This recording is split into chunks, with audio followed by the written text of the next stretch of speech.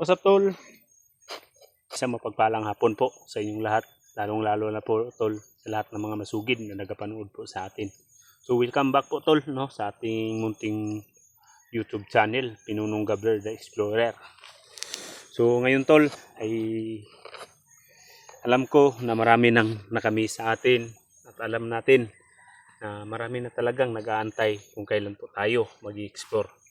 So ito na, tol, yung inabang-abangan ninyo na pagbalik explore at pagbalik akyat natin sa bundok.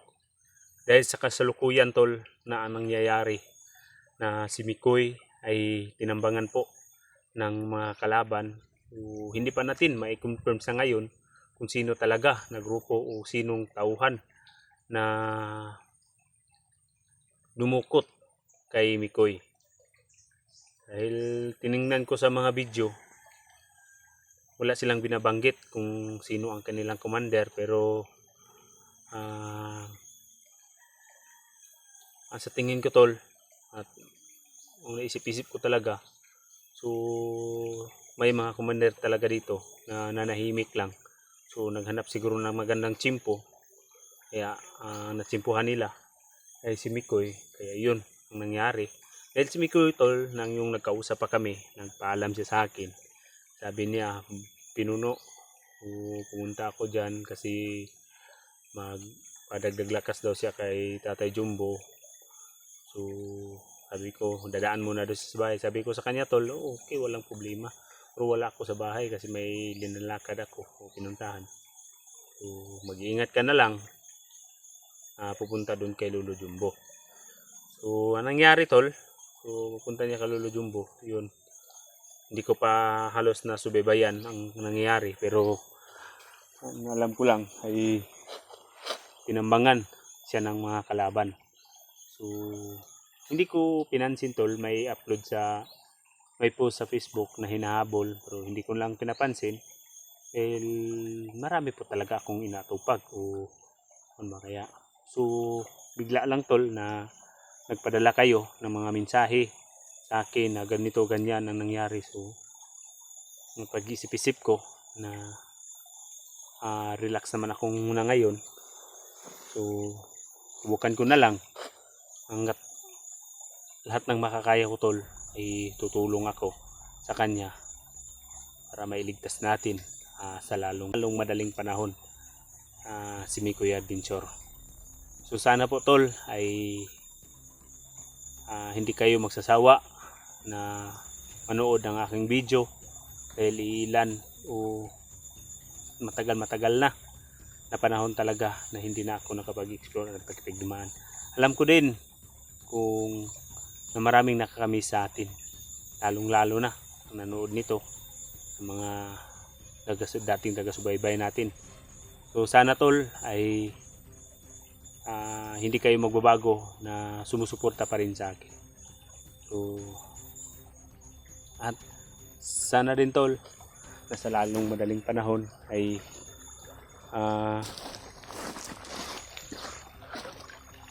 masundan o masubaybayan agad natin yung saan man yung pinuntahan o dinala nila si Mikoy.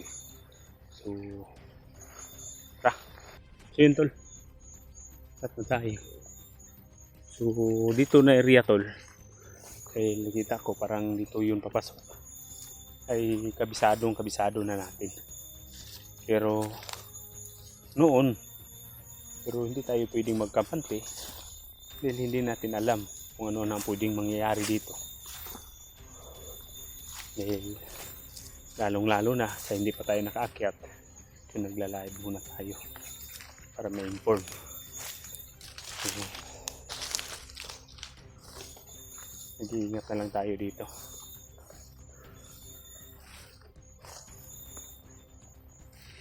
So dalang-dala ko, tol, yung nagimat ko. Ito, dalawa.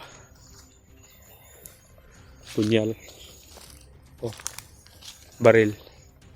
Yung matagal na natin tinatago. Itong baril natin.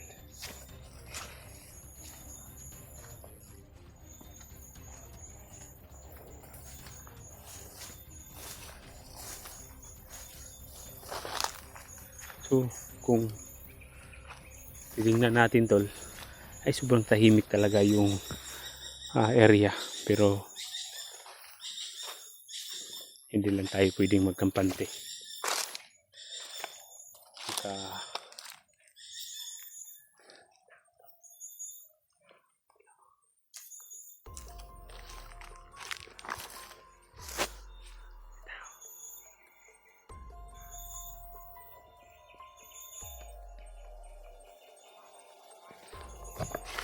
may tao rin sa kabila.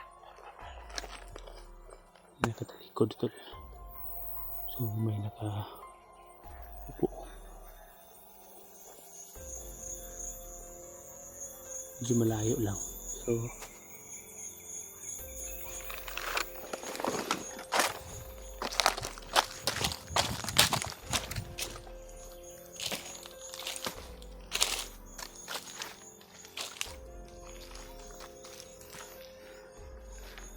titingnan muna natin.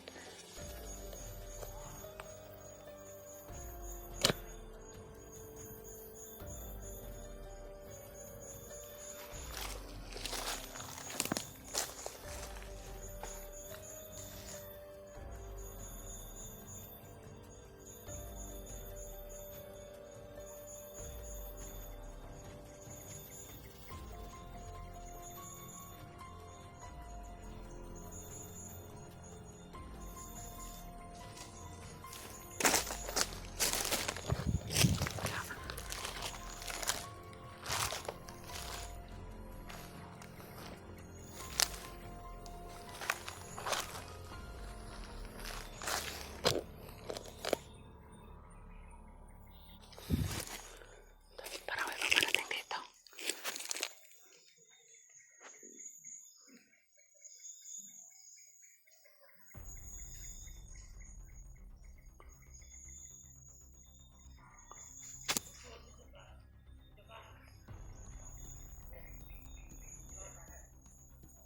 Mataas na armas tol dala.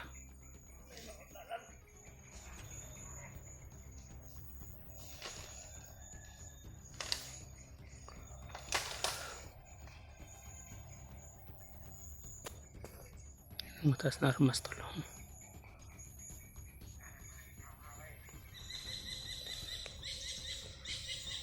Dito palang banda tol ay may nakaharang na, so mag-iingat na lang tayo. Kung maaari tol ay silent kill muna ang gagawin natin hanggat kaya ba natin tol. Hindi tayo gagamit ng armas para hindi nila maramdaman na nandito na tayo. Doon sila.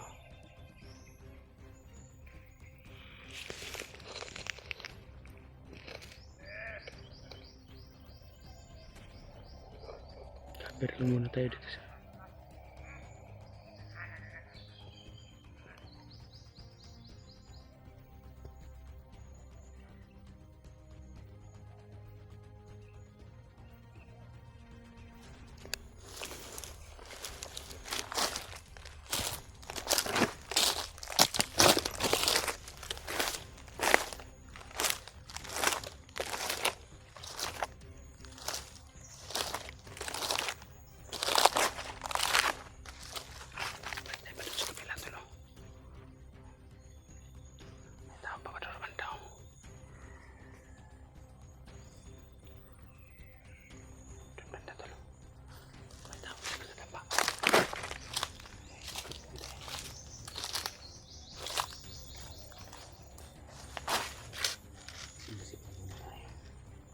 hintay lulusubugan.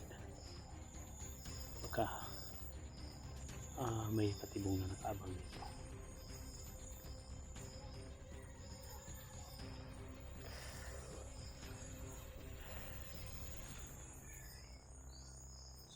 Yung mag-imat ko tol, ramdam talaga niya na marami ang kalaban dito sa malapit.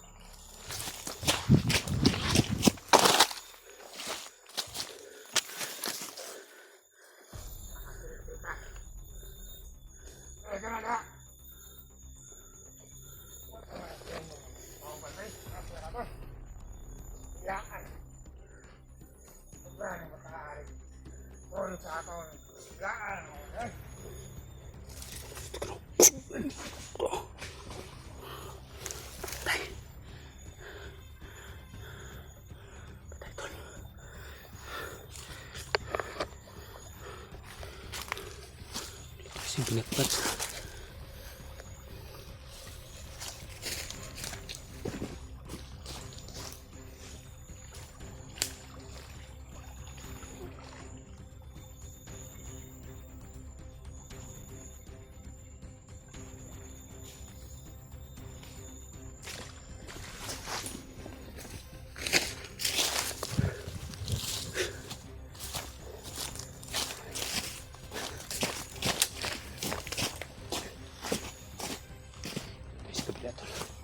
Dito na nakikita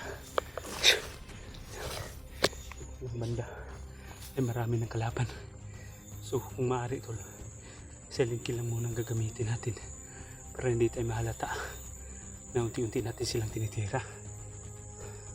Ito na lang pinaka mabisang paraan talaga na para masugpo natin yung kalaban.